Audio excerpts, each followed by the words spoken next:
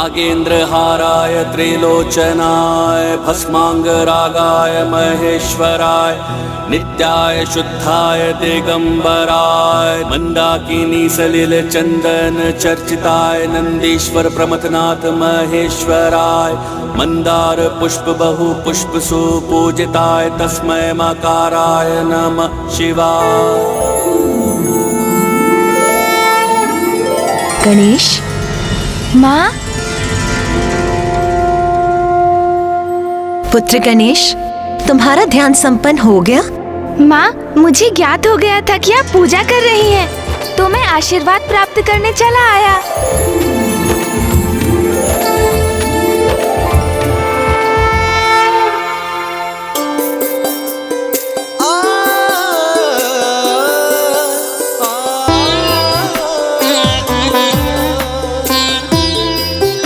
क्या सोच रहे हो पुत्र? माँ, क्या मैं ये पुष्प ले सकता हूँ?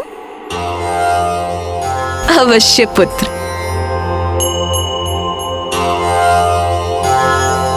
प्रणाम माँ। अब ये पुष्प पूजा के उपयोग के नहीं। देवी लता, आप शीघ्र बाहर जाकर इन पुष्पों को फेंक कर आइए, अन्यथा ये कीट पूजा के स्थल में गिरकर इसे अपवित्र कर देगा।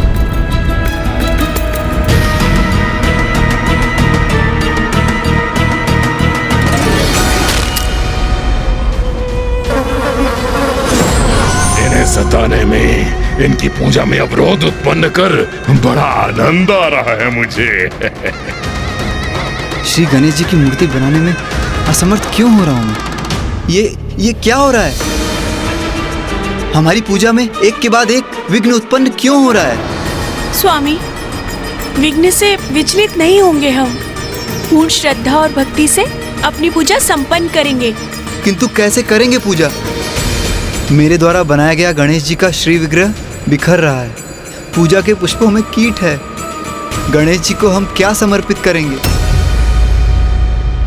पुष्प नहीं है तो कोई बात नहीं। मैंने गणेश जी के लिए घृत के कुछ लड्डू बनाए हैं और हमारे पास अभी भी कुछ नवीन फल है। गणेश जी को लड्डू और फल अत्यंत प्रिय है, वो उन्हें अवश्य स्वीकार करेंगे। अरे अरे, फल और लड्डू तो मुझे भी अत्यंत प्रिय हैं। आप श्री विग्रह की चिंता कीजिए, तब तक मैं स्थल को स्वच्छ कर लेती हूँ। फिर जो भी हमारे पास होगा उसी से हम अपनी पूजा संपन्न कर लेंगे।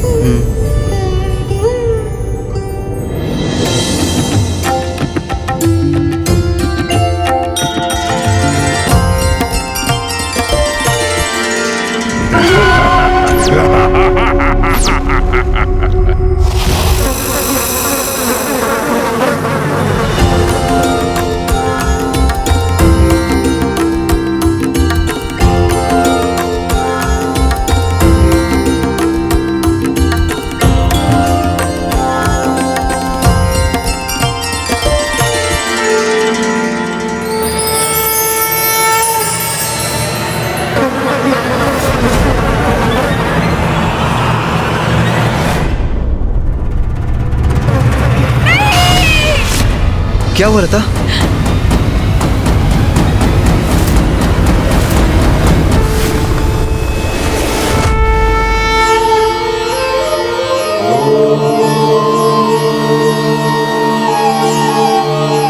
प्रणाम पिताश्री।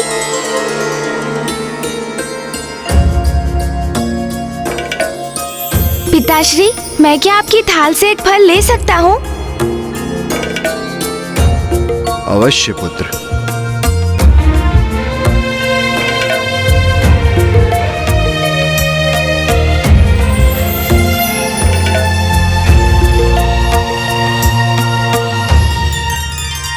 गणेश, क्या तुम ये लड्डू और फल आगे के लिए शेष रख रहे हो?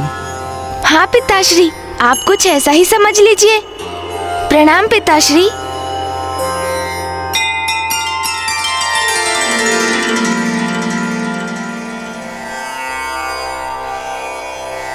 स्वामी, ये गणेश कहाँ जा रहा है? अपना दायित्व निभाने, भगवान के रूप में अपने भक्तों की रक्षा करने।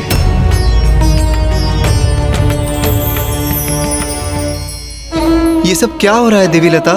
हमारा व्रत संकल्प, हमारी पूजा सब पूर्ण नहीं हो पाएंगे क्या?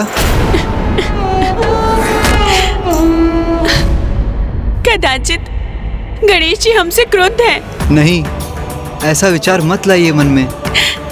भला गणेश जी हमसे क्यों क्रुद्ध होंगे? तो फिर क्या कारण है स्वामी, आप ही बताइए। अभी तक कुछ भी उचित नहीं हुआ है। एक के बाद एक विघ्न उत्पन्न हो रहे हैं हमारी पूजा में। और गणेश जी, वो तो इन सबसे अनभिज्ञ हैं। हमारी श्रद्धा और भक्ति उनको दिखाई नहीं देती। हम दरिद्र ब्राह्मण हैं। हम सर्वस्व निछावर कर उनकी पूजा करने के लिए तत्पर हैं, किंतु विघ्न हरना तो दूर, उनकी पूजा में निरंतर विघ्न उत्पन्न हो रहे हैं। ओहो गणेश जी, देखिए आपके भक्त तो आपसे निराश हो रहे हैं और ये दशा मात्र इनकी नहीं, आपके प्रत्येक भक्त की होगी। इन्हें इस अवस्था में मैं लेकर आऊंगा। जिनको आप पर अटूट विश्वास है उनको निरंतर प्रताड़ित करूंगा मैं। तो उनकी रक्षा करने हेतु क्यों नहीं प्रकट हो रहे हैं आप? अब जब पूजा का मुहूर्त बीत चुका है तो ये पूजा निरर्थक हो गई। हमारा व्रत संकल्प, हमारी आस्था सब व्यर्थ हो गया। नहीं नहीं, अभी सब कहाँ नष्ट हुआ? ये तुम्हारे द्वारा गढ़ी गणेश जी की मूर्ति मेरी दृष्टि को खटक रही है। उसे भी नष्ट करना चाहिए मुझे।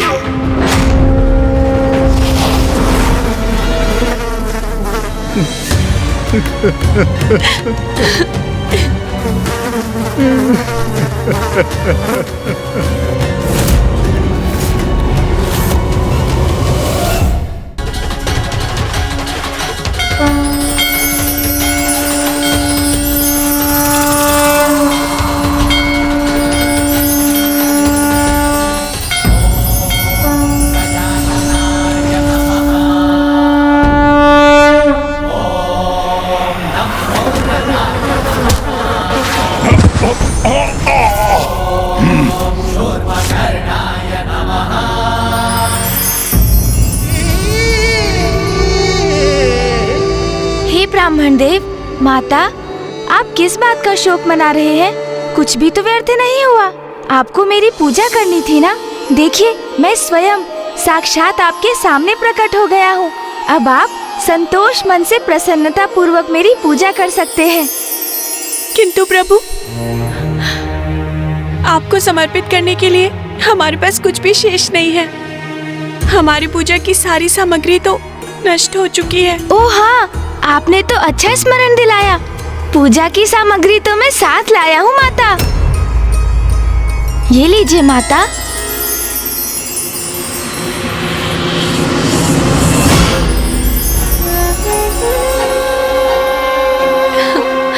मेरे लिए तो मेरे भक्तों की श्रद्धा ही पर्याप्त है, किंतु मुझे ज्ञात है पूजा में भगवान को भोग भी चढ़ाया जाता है।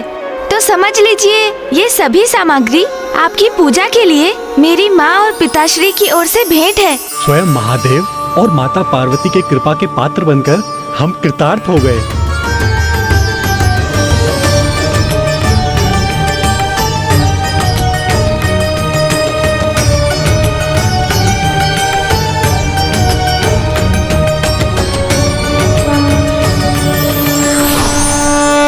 स्वामी, ये देखिए।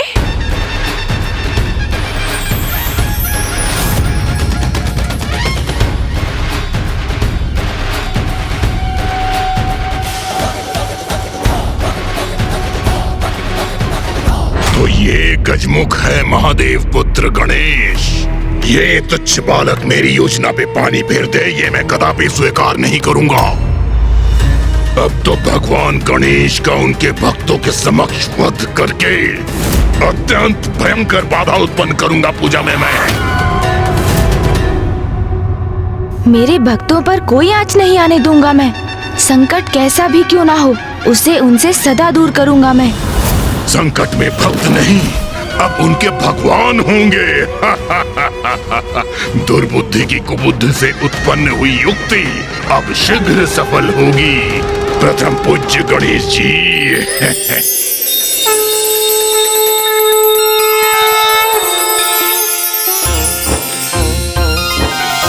सुनो गणेशा हम भक्त तेरे, सुनो गणेशा हम भक्त तेरे, प्रभु तेरी महिमा गाए, प्रभु तेरी महिमा गाए, बप्पा तेरा ही गुण गाए, बप्पा तेरा ही गुण गाए।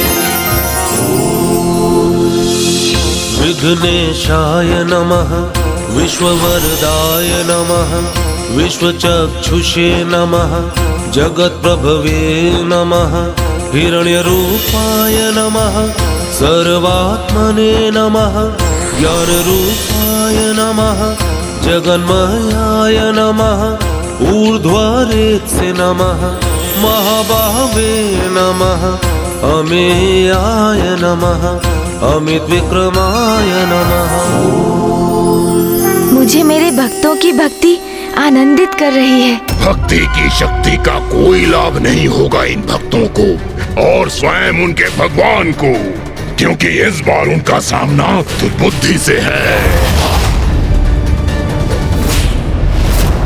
अब मैं जाकर पूजा करने वाले और पूजा प्राप्त करने वाले भगवान दोनों को ही नष्ट कर दूंगा।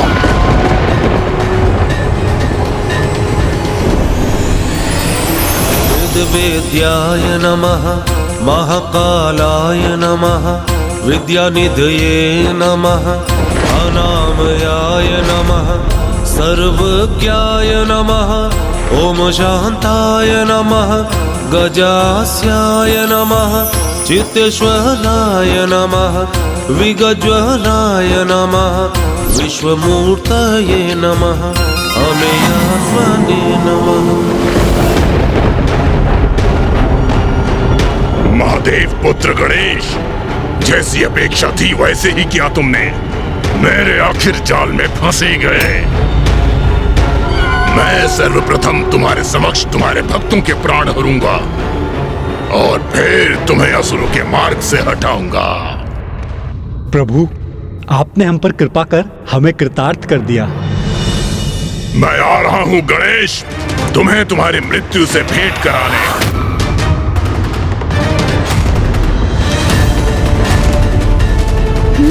अब ज्ञात हुआ कि मेरे भक्तों पर कौन सा संकट छाया था। तो ये तुच्छासुर मेरे प्रिय भक्तों को कष्ट पहुंचाकर उनकी पूजा में विघ्न उत्पन्न करने का प्रयास कर रहा है।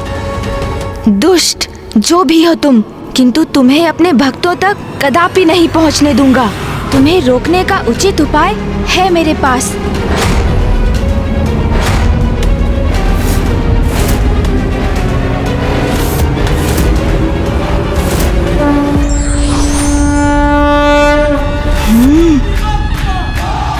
जब तक मैं अपने भक्तों की पूजा स्वीकार करता हूँ, तब तक मेरा दूसरा प्रतिरूप योद्धा गणेश इस उद्दंड असुर को उचित पाठ पढ़ाएगा।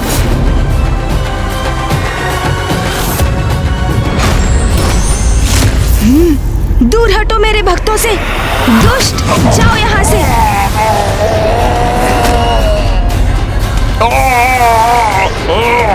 गणेश के एक ही आघात से कहाँ उड़ा जा रहा हूँ मैं। अब यहाँ लौटने का दुस्साहस भी मत करना दुष्ट। ओम नमः शिवाय।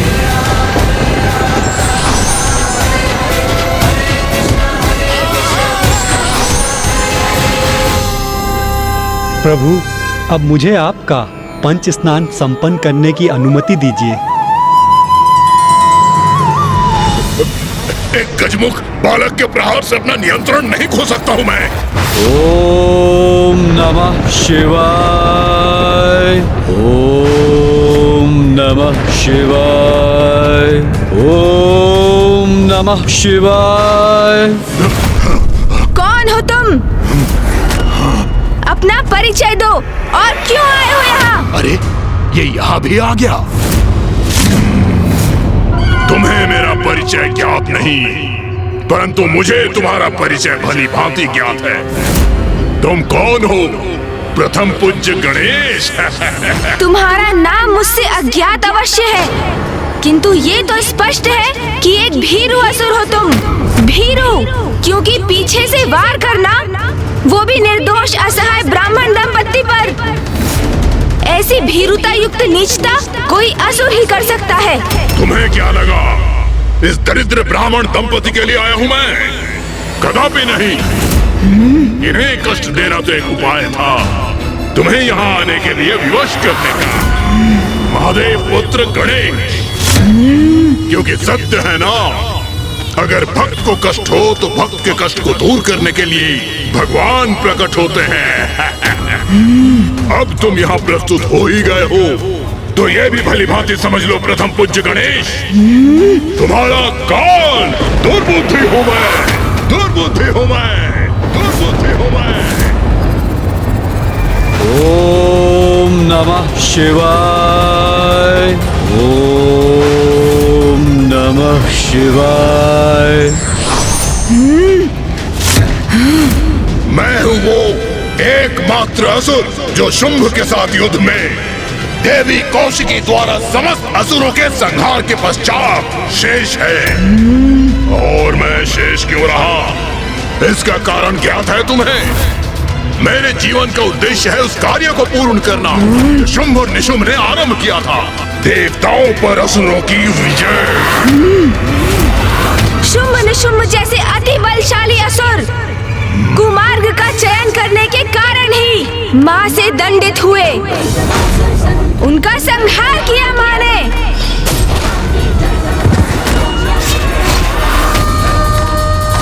और अब तुम भी वही अपराध कर रहे हो। दुर्बुद्धि, सद्बुद्धि जागृत करो अपने भीतर और तनिक विचार करो। माँ ने तुम पर दया कर तुम्हें जीवित छोड़ दिया, तो अब तो सन्मार्ग पर चलो, सत्कर्म करो। जाओ, मैं तुम्हें एक अवसर देता हूँ, सुधार लो अपना जीवन दुर्बुद्धि। अवसर प्राप्त करने ही तो आया हूँ यहाँ, असुरों के प्रयोजन को सिद्ध करने का अवसर। शुंभ निशुंभ से भूल हुई, तुम्हारी माता से उलझ गए, उन्हें तुम्हें क्षति पहुंचाने का प्रयत्न करना चाहिए था, क्योंकि यदि तुम्हें पराजित कर दिया तो देवता तो स्वतः पराजित हो जाते। किंतु मैं शुंभ के समान कोई मूर्खता नहीं करूंगा, तुम्हारा अंत करूंगा प्रथम पूज्य गणेश।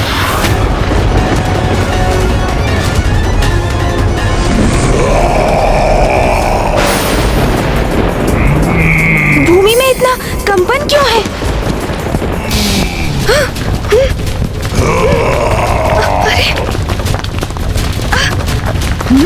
ये क्या?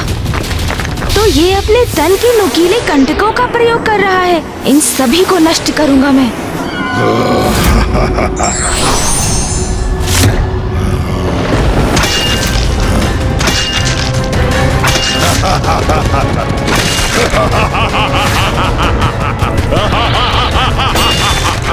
कितने भी प्रहार कर लो गणेश, इन्हें कोई क्षति नहीं पहुंचा सकोगे। मेरे नुकीले कंटक तुम्हें घेर कर बंदी बना लेंगे।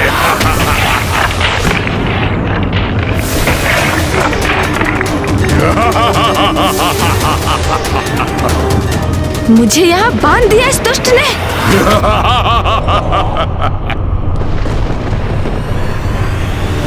क्या हुआ गणेश, मेरे इस विशेष कारागार में बंदी बनकर आनंद आ रहा है? अभी तो ये मात्र आरंभ है, बहुत कुछ शेष बाकी है।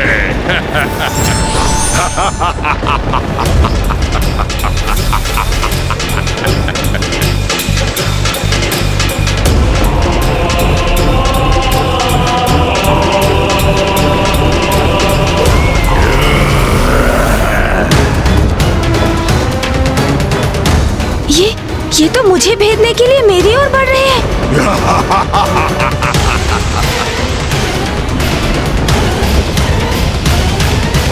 प्रथम पूज्य गणेश, अब कुछ ही क्षणों में मेरे नुकीले कंटक तुम्हारे तन को छलनी कर देंगे। अब तुम्हारे अंत से पूर्ण होगा मेरा प्रतिशोध। देवी कौशिकी ने मेरे संपूर्ण समुदाय का अंत किया था, तो अब मैं तुम्हें छीन लूंगा देवताओं से। तुम जिनके संरक्षक हो, तत्पश्चात मैं उन पर ऐसा आक्रमण करूंगा जिनकी चित्कार से संपूर्ण ब्रह्मांड गूंज उठेगा।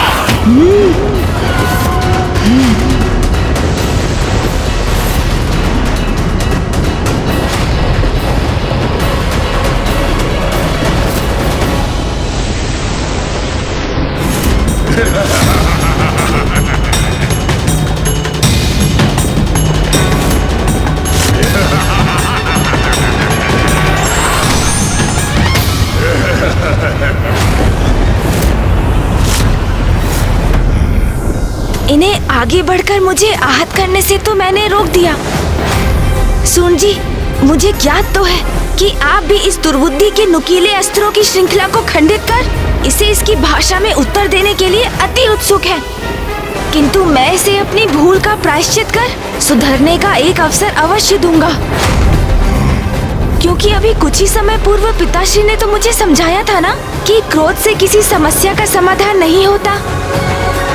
इसलिए रुकिए, मैं इस नुकीले अस्त्रों की श्रृंखला को हटाकर एक ओर कर देता हूँ।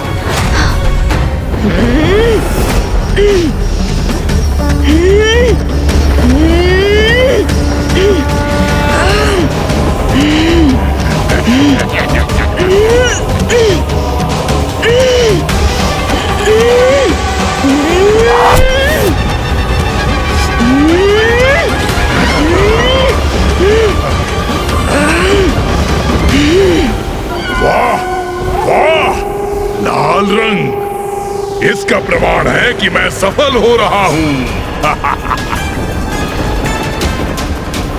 अवश्य मेरे नुकीले कंटकों ने गणेश के तन को आहत कर दिया, जिसके कारण उसके तन से रक्त बह रहा है।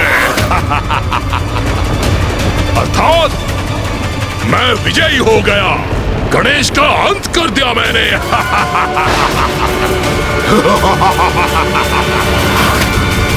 ये कैसी ध्वनि है?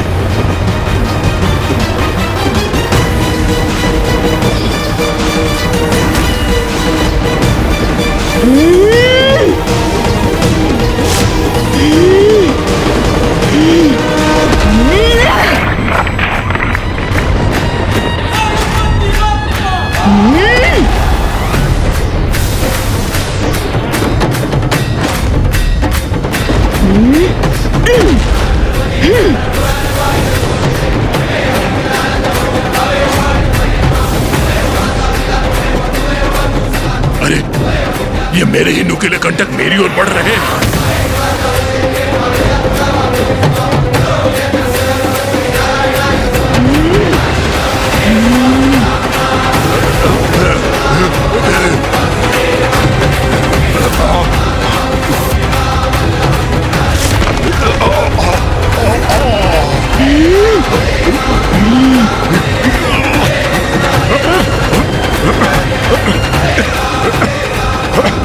ये क्या हुआ?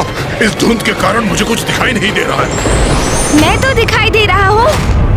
तो कहिए, आपकी आसुरी क्रीड़ा समाप्त हुई या अभी भी मेरे भक्तों को कष्ट पहुँचाना शेष है आपका? जय देव जय देव जय देव जय देव जय देव जय देव जय देव जय देव।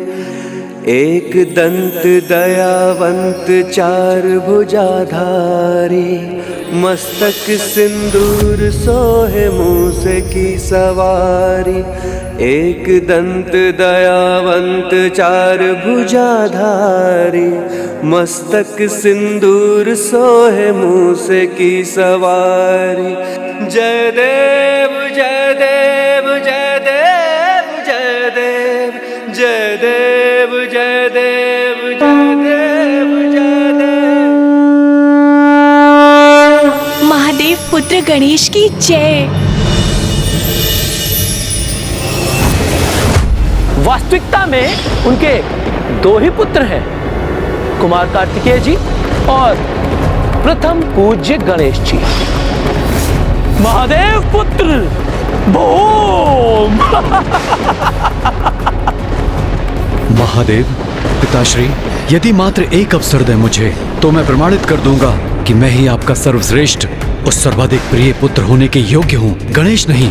वैसे भी क्या गुण है उस गणेश में? वो तो मात्र एक बालक है और मैं पूर्ण रूप से वयस्क बलिष्ठ पुरुष। अपने बल और क्रोध से मैं सब कुछ नष्ट कर सकता हूँ।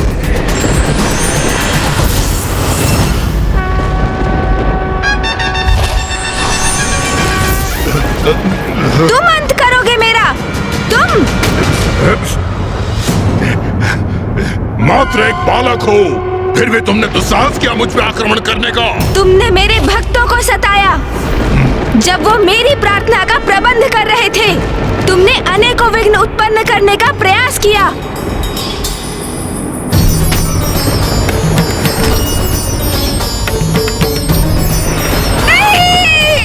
और जिसके दंड स्वरूप अब मैं तुम्हारा अंत करूंगा दुर्बुद्धि, अंत करूंगा तुम्हारा।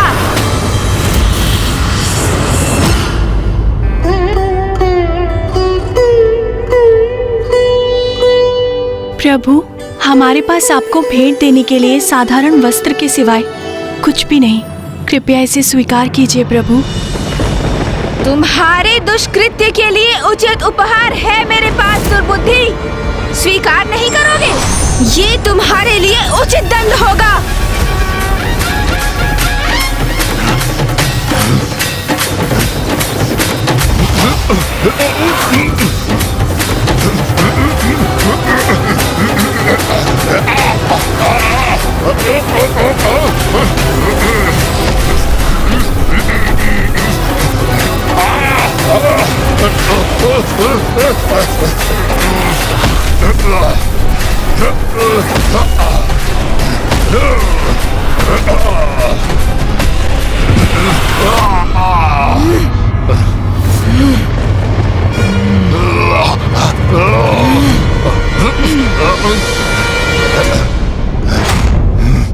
दोस्त गजमुख, अब नहीं छोड़ूंगा तुझे मैं।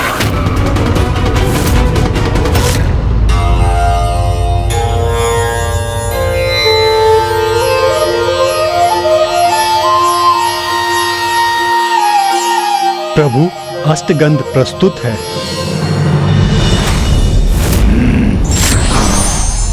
दुष्ट असुर, मेरे भक्तों को पीड़ा पहुंचाई तुमने। मेरी पूजा को भंग करने का प्रयास किया तुमने। भक्तों को ही नहीं, अब मैं तुझे उससे भी अधिक पीड़ा पहुंचाऊंगा गणेश।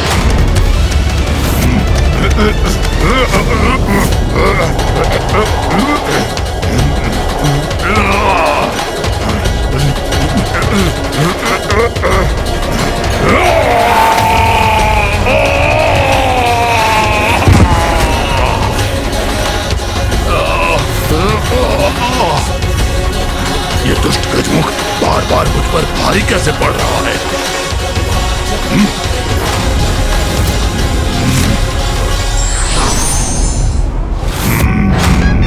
दुर्बुद्धि!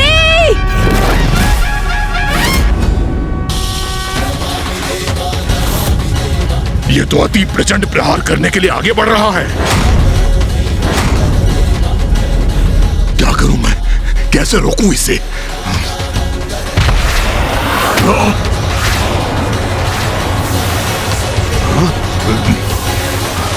अब अपनी रक्षा कैसे करूं मैं?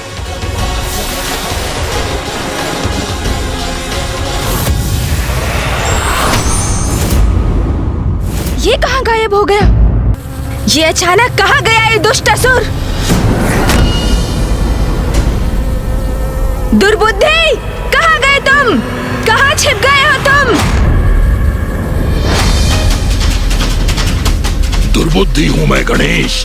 मुझे पराजित करना इतना सरल नहीं, क्योंकि मेरी कुबुद्धि में अनेकों युक्तियां हैं। अब मैं अपने इस रूप में विष डंक का आघात करूंगा तुम पर।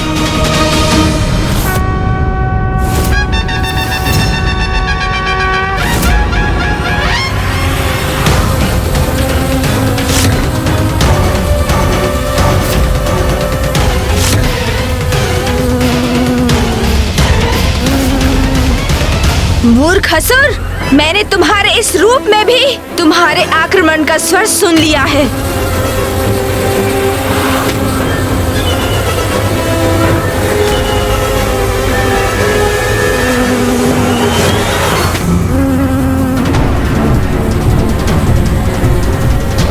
इसने मेरा वार पुनः विफल कर दिया।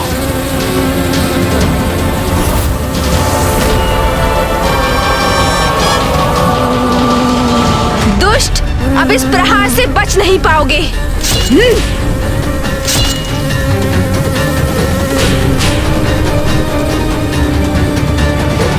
इसने पुनः आहत किया मुझे। अब इसका परिणाम भुगतना ही होगा इस गजमुख गणेश को।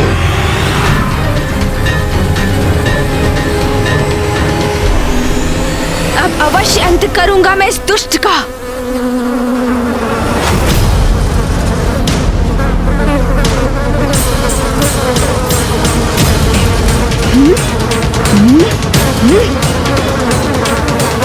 एकाग्रता से ही पकड़ा जा सकता है इसे।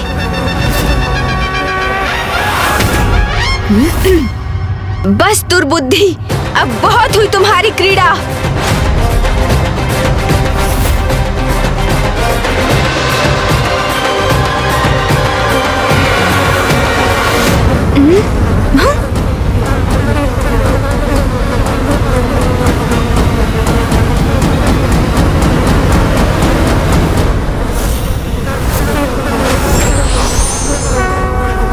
ओम शांति शांति शांति। दुर्बुद्धि, अब तुम्हें उचित दंड देता हूँ।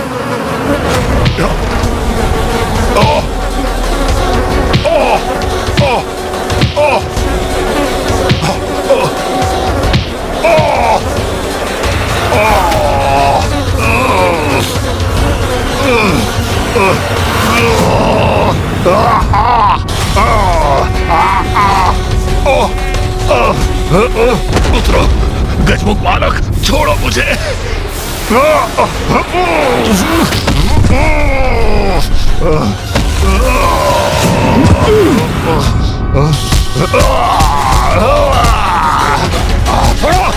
तुम्हारे कृत्यों का दंड ये रहा दुष्ट।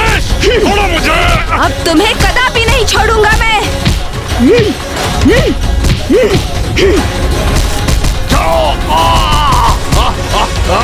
छोड़ो मुझे।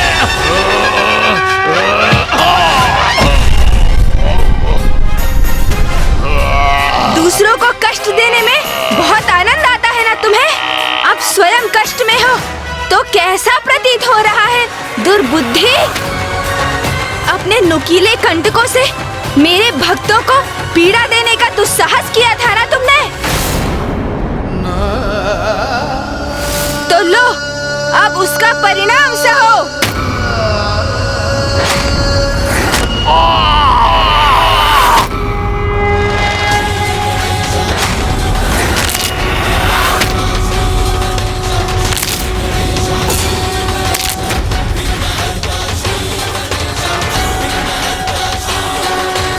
यही दंड है तुम्हारा। मैंने तुम्हारे तन के सभी नुकीले कंटक छीन लिए हैं तुमसे।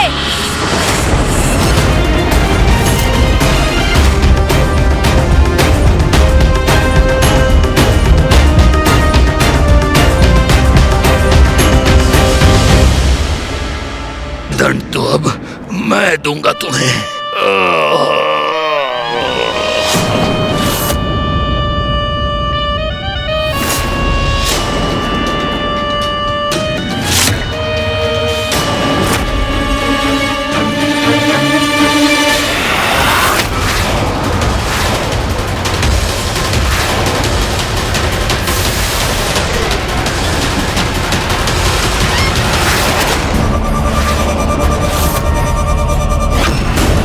निर्लज असुर, तुम जीवित रहने के योग्य ही नहीं।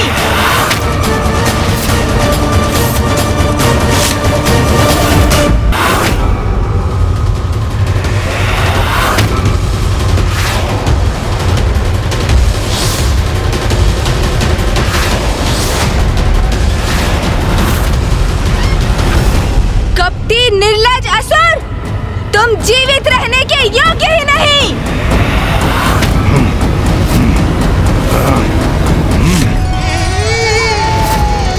हे ब्रह्मदेव, माता, मैं आप दोनों की पूजा से अत्यंत प्रसन्न हुआ।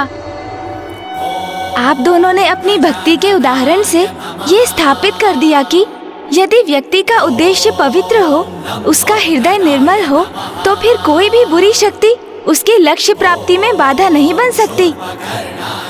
क्योंकि जिनके विचार शुद्ध हैं, निर्मल हैं, भगवान भी उन्हीं का साथ देने के लिए प्रेरित होते हैं।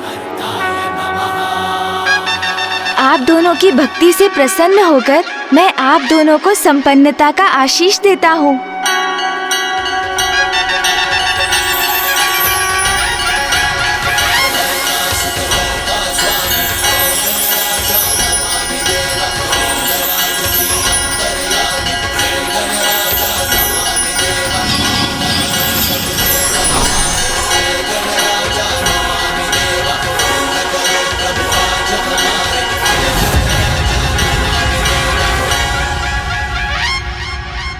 ये सभी तो मात्र सांसारिक वस्तुएं हैं। जीवन में सुख पाने के लिए इन्हें प्राप्त करना आवश्यक भी है, किंतु भोग के इन वस्तुओं से अत्यधिक मोह करना उचित नहीं।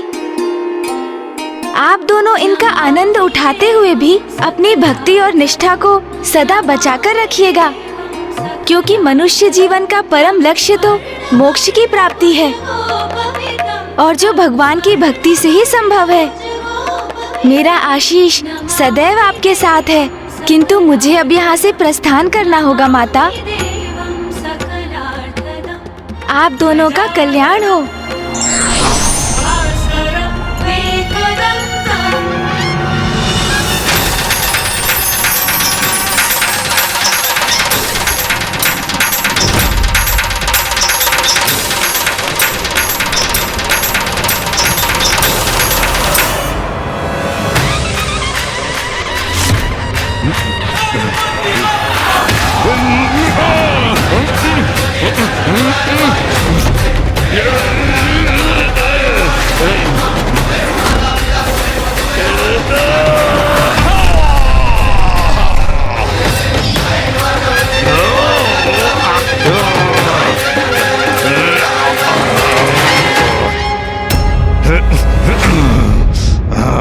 भगवान के लिए उसका भक्ति ही सर्वोच्च है। दुर्बुद्धि,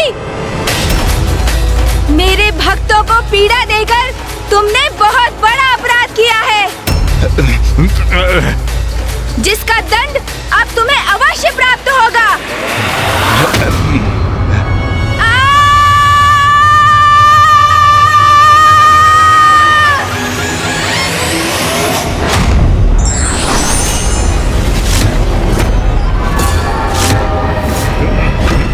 नहीं नहीं नहीं,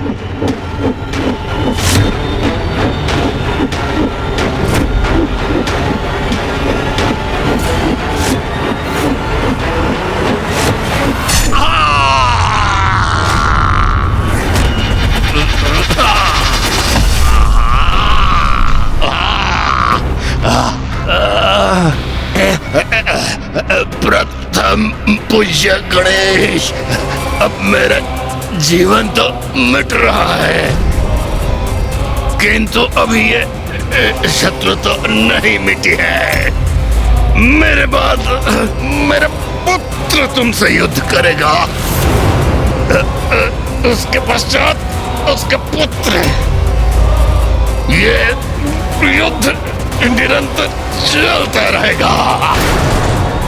इस युद्ध को तुम कभी समाप्त नहीं कर सकोगे। ओम नमः शिवाय।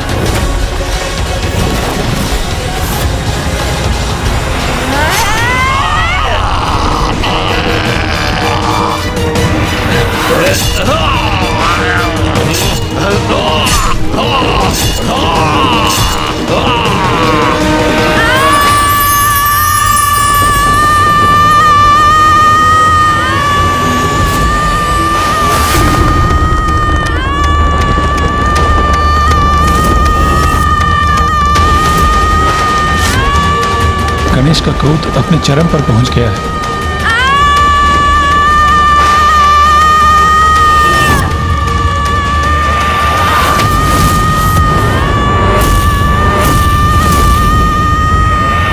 गणेश जी का क्रोध तो गर्जना के रूप में चारों दिशाओं में ध्वनित हो रहा है।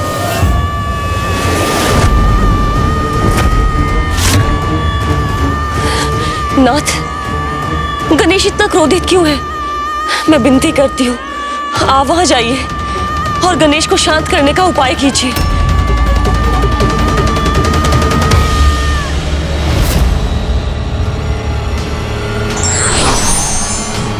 इतना क्रोध मुझे कैसे आ गया और क्यों?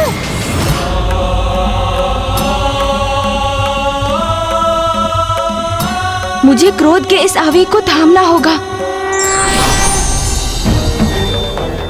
फूफा जी यहाँ हैं, वो अवश्य यहाँ शांति स्थापित कर देंगे।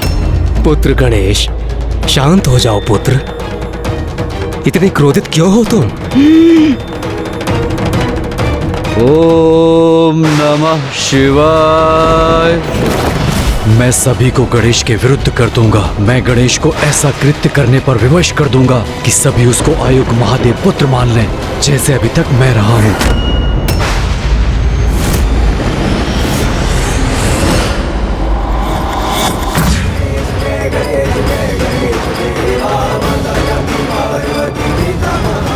प्रतीत होता है फूफा जी की बातों का प्रभाव मेरे दूसरे प्रतिरूप योद्धा गणेश पर हो रहा है। वो शांत होता दिख रहा है।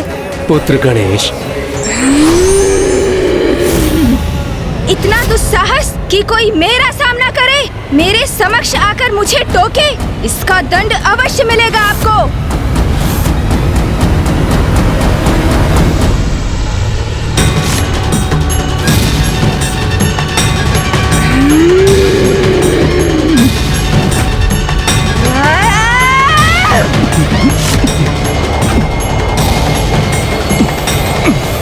पुत्र गणेश, शांत हो जाओ पुत्र। अपनी श्वास से मेरा खिंचाव बंद करो।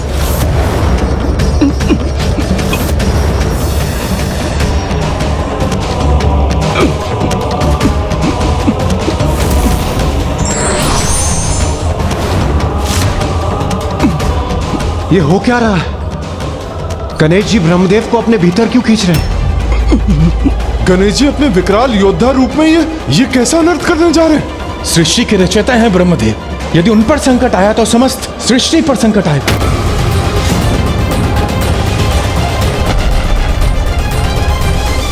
पुत्र गणेश, ये क्या कर रहे हो तुम? आपने मुझे टोका क्यों? क्यों टोका आपने मुझे? ये गणेश जी ब्रह्मदेव के प्रति इतने कठोर क्यों हो रहे हैं? ये कैसा क्रोधावेश है उनका? ये क्या कर रहे हैं गणेश जी? गणेश ने तो जैसे निश्चय कर लिया है, वो शांत नहीं होगा। मेरा क्रोध अभी शांत नहीं होने वाला।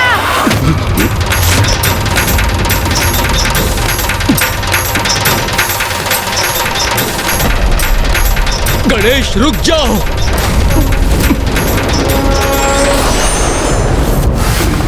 पुत्र गणेश, ब्रह्मदेव को मुक्त कर दीजिए, अन्यथा अनर्थ हो जाएगा। नहीं करूंगा, कदापि नहीं करूंगा।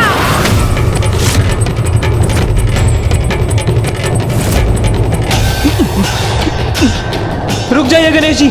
गणेश जी शांत हो जाइए। रुक जाइए गणेश जी, रुक जाइए। गणेश जी रुक जाइए।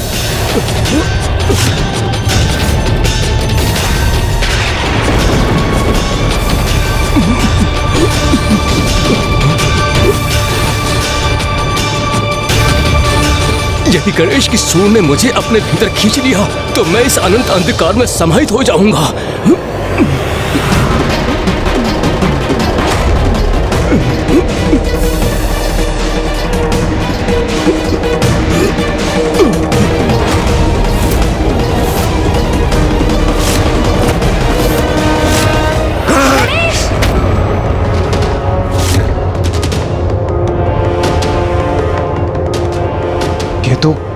ये तो गणेश जी का स्वर है, किंतु गणेश जी ने तो कुछ कहा ही नहीं।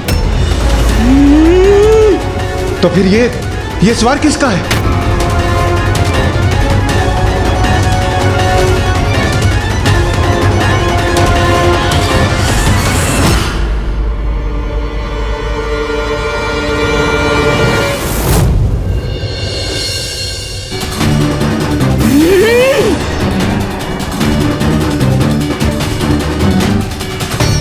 एक और गणेश जी?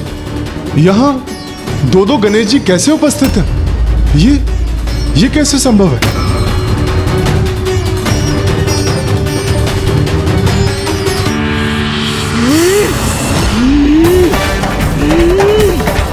गणेश, शांत हो जाओ। ये क्या हो गया है मुझे? क्रोध के ऐसे भीषण आवेग में क्यों बहा जा रहा हूँ मैं?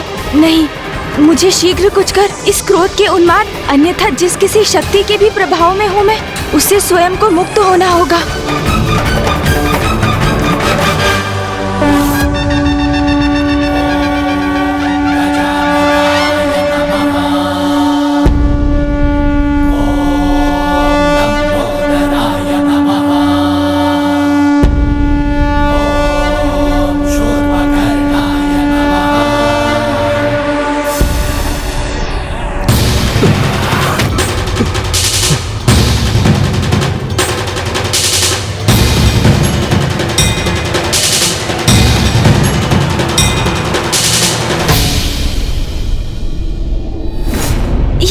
ये कैसा अनर्थ करने जा रहा था मैं?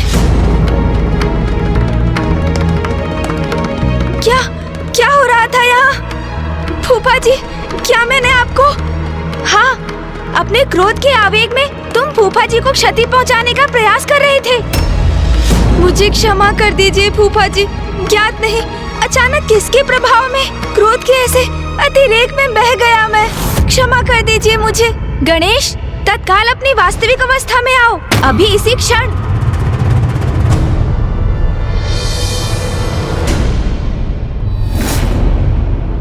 गणेश जी, आप दो रूप में प्रकट हो गए, और क्यों? सूर्यदेव, मेरे भक्तों ने मेरी पूजा का संकल्प किया था, किंतु असुर दुर्बुद्धि उनके संकल्प में विघ्न उत्पन्न कर रहा था, तो मैं वहीं अपने भक्तों के साथ रुक गया, जिससे वो निर्विघ्न अपनी पूजा संपन्न कर सके। किंतु मेरा विकराल योद्धा स्वरूप इस संकट को मिटाने के लिए, दुर्बुद्धि का अंत करने के लिए यहाँ प्रस्तुत हुआ। गणेश जी, आपकी लीला तो अद्भुत है। आपने एक भक्त की भक्ति का मान भी रख लिया और दुर्बुद्धि रूपी संकट का भी अंत कर दिया। धन्य है आप। यदि भगवान भक्तों की रक्षा नहीं करेंगे तो संसार में धर्म की सत्ता कैसे स्थापित होगी?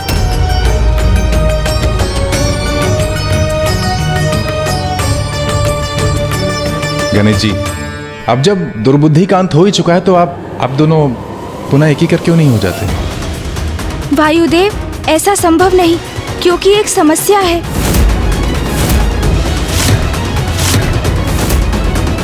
गणेश जी, अब जब दुर्बुद्धि का अंत हो ही चुका है तो आप दोनों पुनः एक ही कर क्यों नहीं हो जाते? क्योंकि वायुदेव, जब तक मैं अपने क्रोध का कारण समझ नहीं लेता, तब तक मैं अपने क्रोध स्वरूप को स्वयं से विलग रखना चाहता हूँ, ताकि किसी के भी प्रभाव से मेरा क्रोध अनियंत्रित हो जाए तो मैं अपने मूल रूप से स्वयं को शांत रखकर अपने क्रोध पर नियंत्रण पाने में सक्षम रहूं। और अपने भक्तों की रक्षा करना तो हमारा प्रथम कर्तव्य है।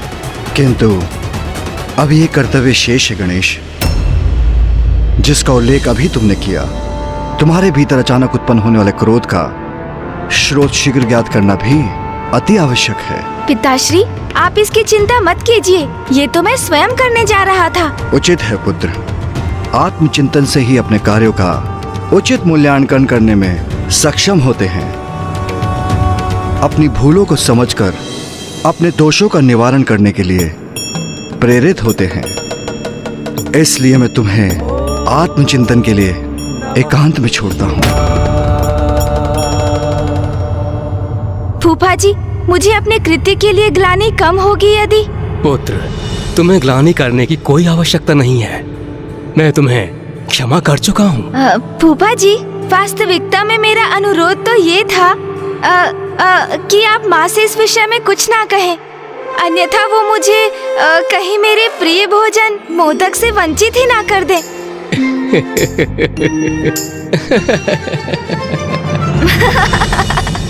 महादेव, ब्रह्मदेव, अब हमें भी चलना चाहिए। प्रणाम प्रभु। प्रणाम प्रभु। गणेश जी, अब हमें भी प्रस्थान करने की अनुमति दीजिए। प्रणाम प्रणाम। गणेश, ये क्या कर रहे थे तुम? क्या हो गया है तुम्हें? फूफा जी के साथ ऐसा व्यवहार क्यों किया तुमने? फूफा जी के साथ ऐसा व्यवहार क्यों किया तुमने? ये तो मैं स्वयं भी समझने में असमर्थ हूँ।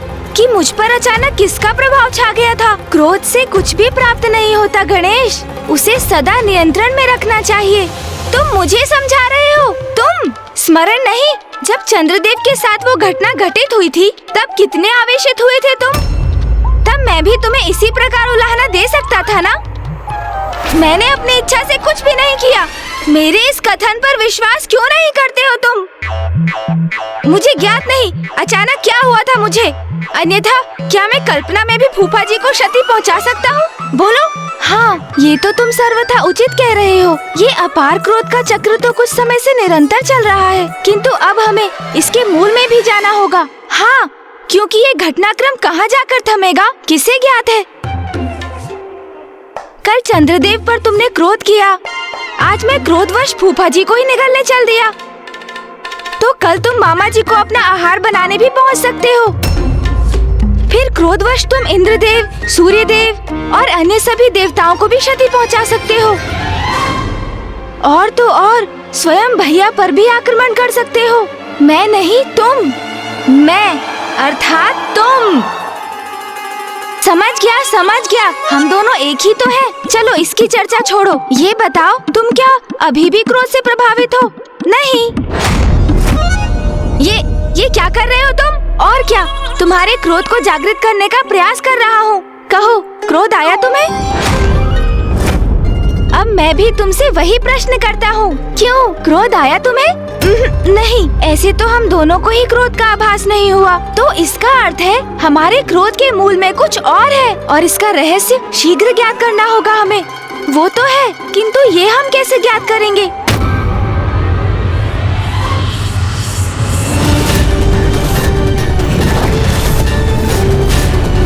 वास्तविकता में उनके दो ही पुत्र हैं, कुमार कार्तिकेय जी और प्रथम पूज्य गणेश जी, जिनके जन्म दिवस का उत्सव यहाँ आज कैलाश में मनाया जा रहा है। गणेश का जन्म दिवस, महादेव का प्रिय पुत्र।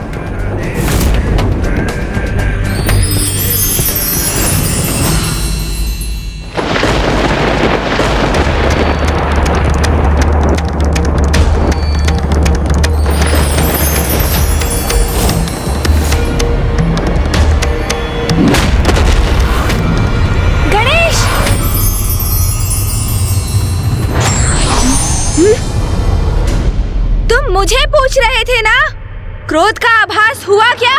तो हाँ, अब हुआ मुझे अत्यंत क्रोध का आभास, अत्यंत क्रोध का। गणेश को पुनः क्या हो गया है? ये ऐसा व्यवहार क्यों कर रहा है? ओह, तो क्रोध का स्रोत ये लाल धूम्र है।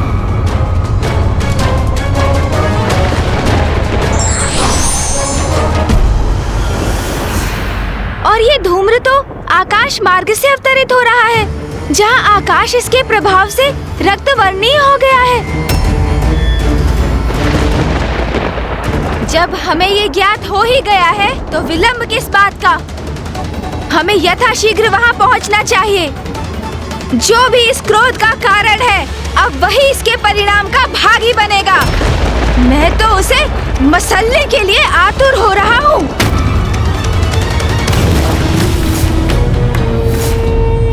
क्या है वो गणेश? उसका सामर्थ्य क्या है? प्रथम पूज्य की उपाधि प्राप्त की है उसने, क्योंकि महादेव का पुत्र है वो। यही है उसके प्रति सभी के स्नेह का कारण।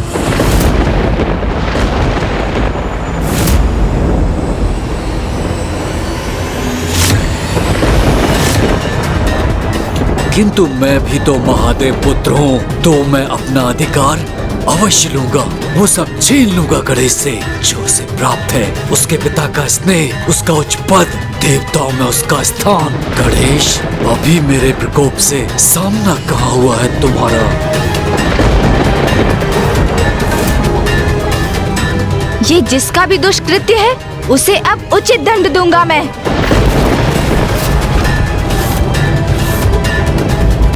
जो भी इस क्रोध का कारण है, अब वही इसके परिणाम का भागी बनेगा। मैं तो उसे मसलने के लिए आतुर हो रहा हूँ।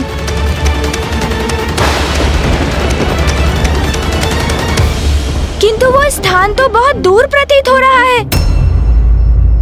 समय से मैंने एक टोकरी मोदक तक नहीं चखे।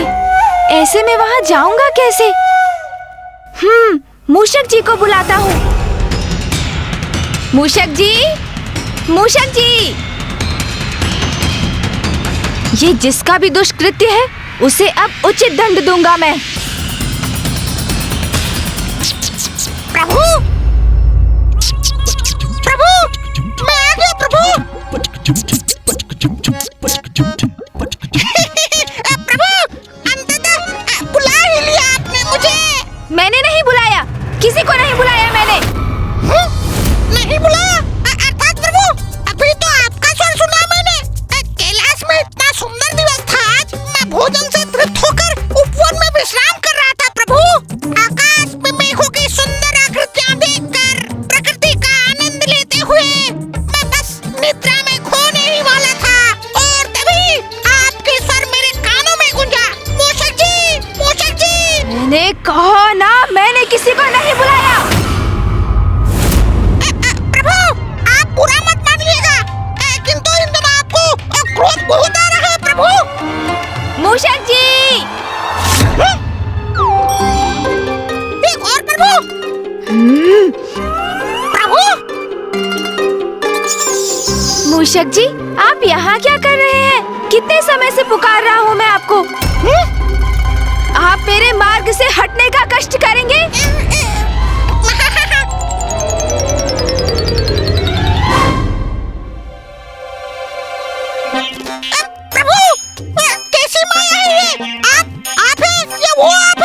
मूषक जी, हम दोनों ही मैं हूँ। अब चलिए, शीघ्र हमें कहीं पहुँचना है। मैं आपको मार्ग में सब कुछ समझा दूंगा। उचित है प्रभु, जैसी आपकी आज्ञा। हाँ मूषक जी, अब शीघ्रता कीजिए। आइए प्रभु, विराजिए।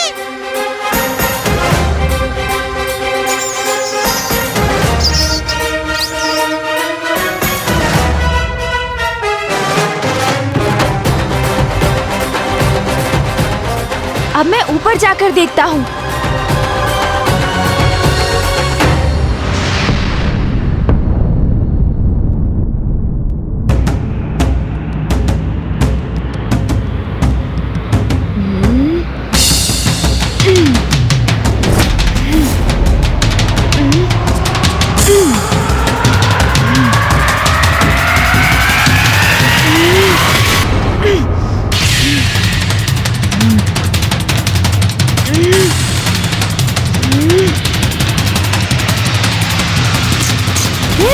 मैं भी चढ़ने का प्रयास करता हूँ प्रभु।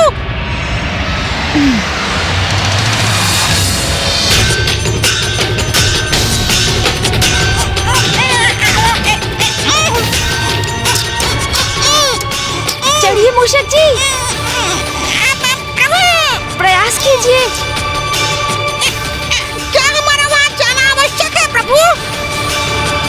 ये चढ़ाई चढ़ना मेरे लिए संभव नहीं।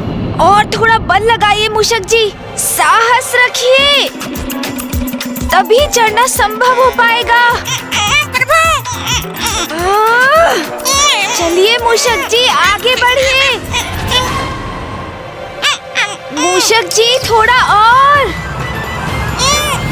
मूषक जी, शीघ्रता कीजिए और प्रयास कीजिए। मैं अपने अन्य स्वरूप में शिखर तक पहुंच चुका हूँ।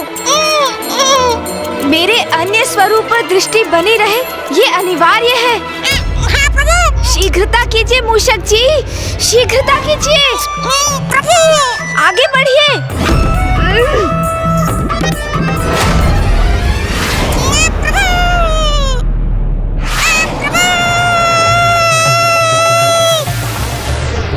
अरे अरे मूषक जी, क्षमा कीजिए प्रभु, मैं क्षमा मांगता हूँ। मूषक जी, आप आहत तो नहीं हुए ना?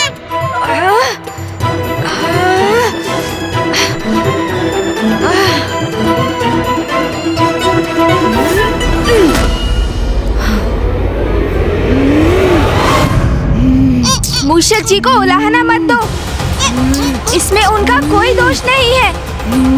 मुझे ज्ञात है कि तुम क्रोध से आवेशित हो रहे हो।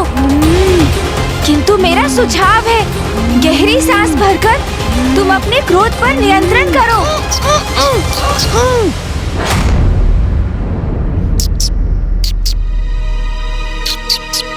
स्मरण रखना, हम तुम्हारे क्रोध से उस स्रोत तक पहुंचना चाहते हैं। इस क्रोध को स्वयं पर हावी मत होने दो, क्योंकि ये क्रोध तुम्हारा मूल स्वभाव नहीं है।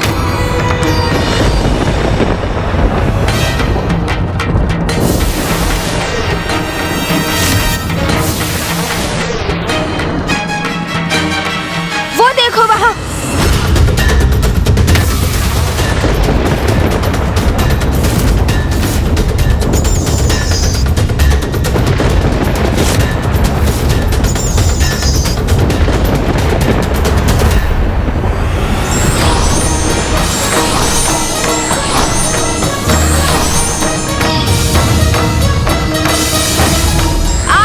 मनोहर रूप पर जिसकी भी दृष्टि पड़ेगी चंद्रदेव, वो कलंकित हो जाएगा।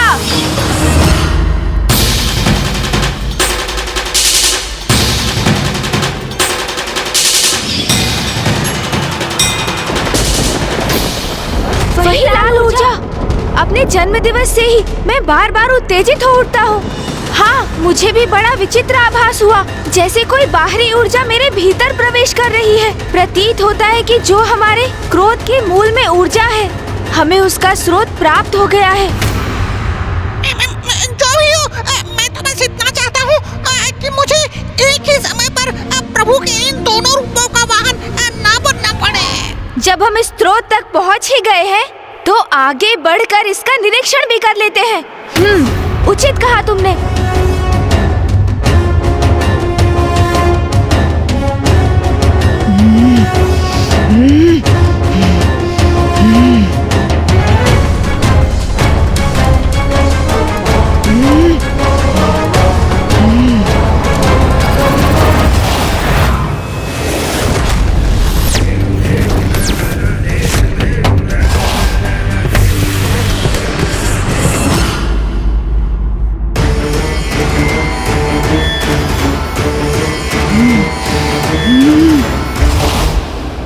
मुझे अपने क्रोध को नियंत्रण में रखना ही होगा।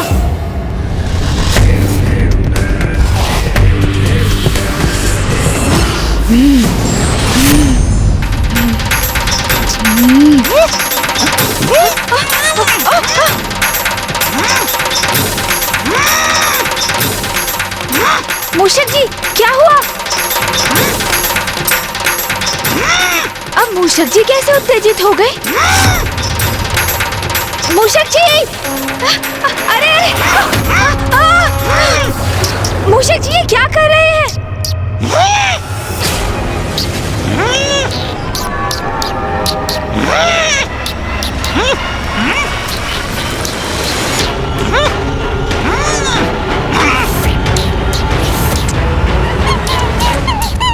मूषक जी, प्रतीत होता है आप भी किसी के प्रभाव में आकर अपना मूल स्वभाव खो बैठे हैं। इस खरे को क्षति मत पहुंचाइए मूषक जी, जाने दीजिए इसे। मूषक जी, यदि आपने इस निरीह प्राणी को तनिक भी क्षति पहुंचाई, तो आप अपने संपूर्ण जीवन में स्वयं को क्षमा नहीं कर पाएंगे। इसलिए अपने नेत्र बंद कीजिए, गहरी श्वास लेकर अपने क्रोध को शांत कीजिए और जाने दीजिए इस वंचर खरे को।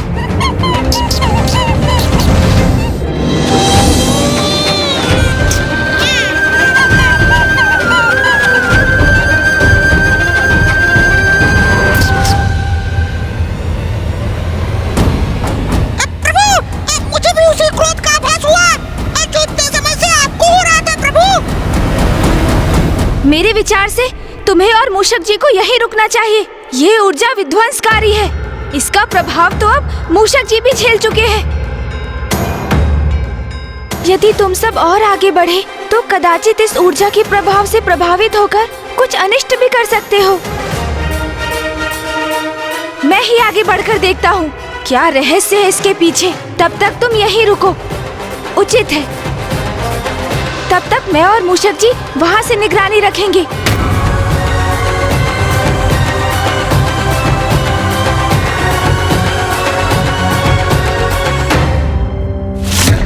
ओम नमः शिवाय। ओम नमः शिवाय। ओम नमः शिवाय। ओम नमः शिवाय। ओम नमः शिवाय। ओम नमः शिवाय। ओम नमः शिवाय। ओम नमः शिवाय।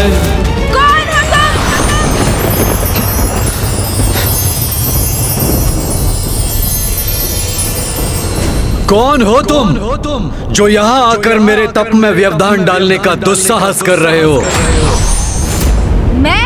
मैं गणेश।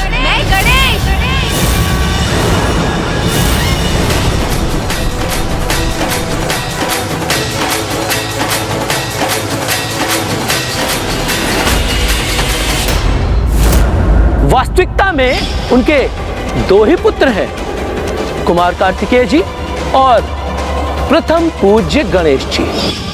अच्छा, तो तुम हो गणेश? तुमसे पूर्व मैंने प्रश्न किया था, बताओ कौन हो तुम?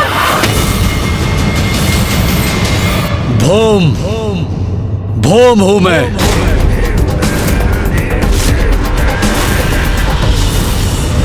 ये कौन है जिनका व्यक्तित्व एक अनोखी दिव्य दीप्ति से प्रकाशित है, जिनका रंग रूप इतना मनोहर और आकर्षक है, जिनके मुख पर क्रोध अवश्य है किंतु दुष्टता नहीं, इनकी लाल ऊर्जा के उत्पात से हम त्रस्त अवश्य हैं, किंतु इनके भीतर छिपी सकारात्मकता का भी आभास हो रहा है मुझे।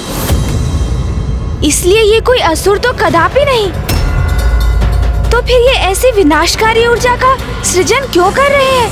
महादेव पुत्र हो तुम, किंतु तुम तो तनिक भी महादेव के समान प्रतीत नहीं होते। महादेव का लंबा कद है, उनका गठीला बलिष्ठ शरीर तो उनके अति बलशाली होने का प्रतीक है। तुमसे कहीं अधिक तो मैं महादेव के समान हूँ गणेश। मेरी छोड़ो, मैं जैसा हूँ उचित हूँ, किंतु तुम तो महादेव की तपस्या करते हो, उनका नाम जपते हो और फिर ऐसी उग्र और विनाशकारी ऊर्जा का निर्माण करते हो। और तुमने अपने इस उग्र ऊर्जा का लक्ष्य मुझे किस प्रयोजन से बनाया है? तो तुम्हें मेरी इस उग्र ऊर्जा का प्रभाव हो रहा है, किंतु ये कैसे संभव है? मैं तो एक तुच्छ और साधारण तपस्वी हूँ जो महादेव का ध्यान अपनी ओर आकृष्ट करने हेतु उनकी तपस्या में लीन है। तुम तो प्रथम पूज्य गणेश हो, महादेव के प्रिय पुत्र हो, और तुम मेरी ऊर्जा से प्रभावित हो रहे हो। मुझे ऐसा क्यों आभास हो रहा है जैसे इनका कोई व्यक्तिगत द्वेष है मुझसे? देखा महादेव, मैं तो आपके प्रिय पुत्र से कहीं अधिक प्रभावी हूँ। अपनी ऊर्जा के प्रभाव में बांध लिया मैंने उसे।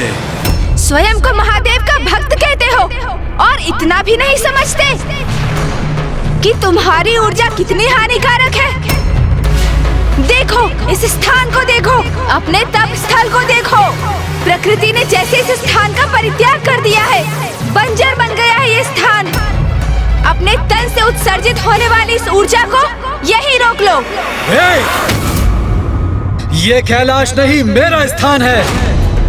यहाँ आकर मुझे आदेश देने वाले तुम कौन होते हो?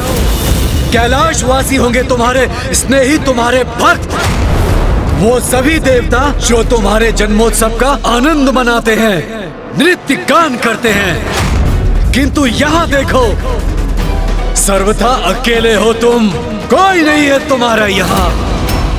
इन्हें मेरे जन्मोत्सव की सूचना कैसे है? तो क्या ये स्वयं भी वहाँ गए थे? नहीं प्रभु, मैंने तो स्वयं सभी अतिथियों का स्वागत किया था। ये वहाँ होता तो मुझे अवश्य स्मरण होता प्रभु। वहाँ कैलाश पर होगे तुम जगत पिता महादेव और माता पार्वती के प्रिय पुत्र, और हाँ, अपने भ्राता देव सेनापति का भी साथ प्राप्त होगा तुम्हें। किंतु यहाँ तुम मात्र और मात्र गणेश हो, किया होगा तुमने बड़े बड़े असुरों का संहार।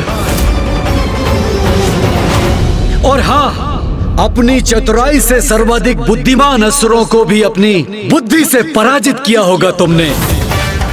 ये भी ज्ञात है मुझे कि सभी देवताओं को, यहाँ तक अपने भ्राता को भी संसार की परिक्रमा करने में अवश्य पराजित किया है तुमने,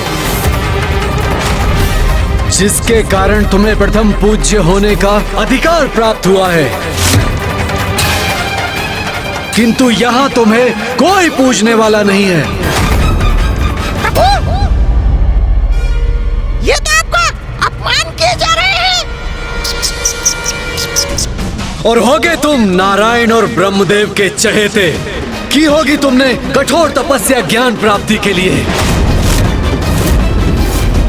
और माता से पाए होंगे सभी प्रकार के शक्तिशाली अस्त्र शस्त्र। किंतु स्मरण रखना, जो मेरे शरीर से ऊर्जा प्रवाहित हो रही है वो तुम्हें भी नष्ट करने में सक्षम है। गणेश, अपने क्रोध पर नियंत्रण रखो, शांत हो जाओ। जैसे किसी बवंडर में तीव्र वायु का प्रवाह होता है, उसी प्रकार तुम्हारे भीतर प्रबल क्रोध प्रवाहित हो रहा है। ये तो ज्ञात हो गया था मुझे, किंतु अब मुझे तुम्हारे भीतर अंतहीन ईर्ष्या का भी आभास हो रहा है। ईर्ष्या? क्या प्रभु?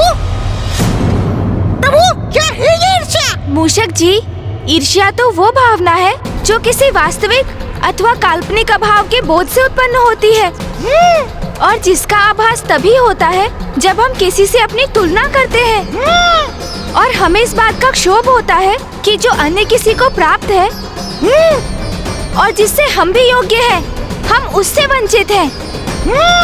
किंतु ऐसा क्या है जो मेरे पास है और इनके पास नहीं? प्रभु, मुझे ज्ञात है आपकी सूंड। क्या मूषक जी? प्रभु, ईर्ष्या का तो कोई भी कारण हो सकता है ना। अब देखिए, आपके पास सूंड है, उसके पास नहीं। और ये भी संभव है कि आपके बड़े बड़े लटके कान, उन्हें देखकर इसके भीतर ये भावना उमड़ती हो। ओहो, आप समझा प्रभु। कदाचित मेरे ही कारण ये सब हो रहा है। उसे इस बात की ईर्ष्या है कि मैं आपके साथ हूँ प्रभु, उसके साथ नहीं। ओहो, कितना मूर्ख है वो। मैं अभी जाकर उसे सब स्पष्ट कर देता हूँ प्रभु, समझा देता हूँ उसे। सावधान मूषक जी, उनके पास 4 हाथ हैं और वे एक अत्यंत प्रवीण योद्धा भी प्रतीत होते हैं। किंतु मेरे प्रति इतने ईर्ष्यालु क्यों है ये भौम? कौन है ये और क्या है इनका वास्तविक परिचय? मुझे तो ऐसा प्रतीत हो रहा है कि ये कोई सदात्मा ही है जिसे उनकी ईर्ष्या ने भटका दिया है। कदाचित ये ज्ञात करने के लिए मुझे ही वहाँ जाना होगा, और इससे भी अधिक ये ज्ञात करने कि वो मुझसे इतना क्रोधित क्यों है। प्रभु, मैं तुम्हें एक अंतिम चेतावनी दे रहा हूँ, रोक दो इस ऊर्जा को, अन्यथा क्या करोगे तुम? मेरे बारे में इतना सब कुछ ज्ञात होने पर भी ये प्रश्न तो मुझसे पूछ रहे हो। मेरे सभी प्रश्नों के उत्तर इस पुरुष की पहचान से ही उजागर हो सकते हैं कि कौन है ये।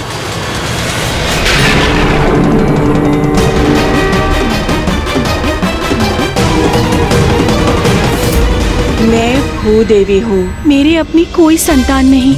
आपके श्वेत की जो बूंद मुझ पर गिरी, उसने इस बालक का रूप ले लिया। महादेव, आप उसे मेरे पुत्र के रूप में भेंट दे दीजिए। आज से तुम्हारा पुत्र कहलाएगा और तुम्हारे नाम से जुड़कर इसका नाम होगा भौम। भौम। ये तो इसका मतलब है ये मेरे भ्राता है। प्रभु, कदाचित आपको इस ओर अपनी दृष्टि डालनी चाहिए। उस ओर देखिए प्रभु।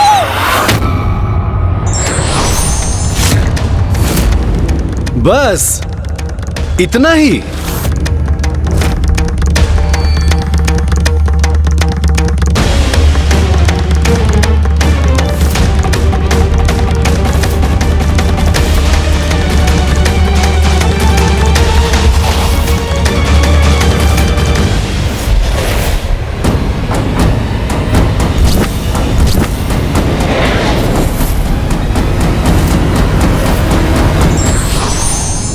प्रणाम माता भूदेवी। आपने अपनी अंतर्दृष्टि से जो देखा वो सत्य है गणेश जी। भौम महादेव का पुत्र है। अब आपको ही कुछ करना होगा, अन्यथा महादेव के 2 पुत्रों में महायुद्ध छिड़ जाएगा, घोर अनर्थ हो जाएगा। मैं तुम्हें पर्याप्त चेतावनी दे चुका हूँ भौम, किंतु अब मैं सृष्टि को तुम्हारी उग्र ऊर्जा के प्रकोप से रक्षित करूंगा। तुम्हारा ये अहंकार, ये विश्वास कि तुम मुझे पराजित कर सकते हो, हास्यास्पद है। तुम रोकोगे मुझे? तुम्हें कदाचित तनिक भी भान नहीं कि मैं कौन हूं। अब मैं अपने वार से तुम्हें उचित परिचय दूंगा। संभाल सको तो संभालो मेरा वार।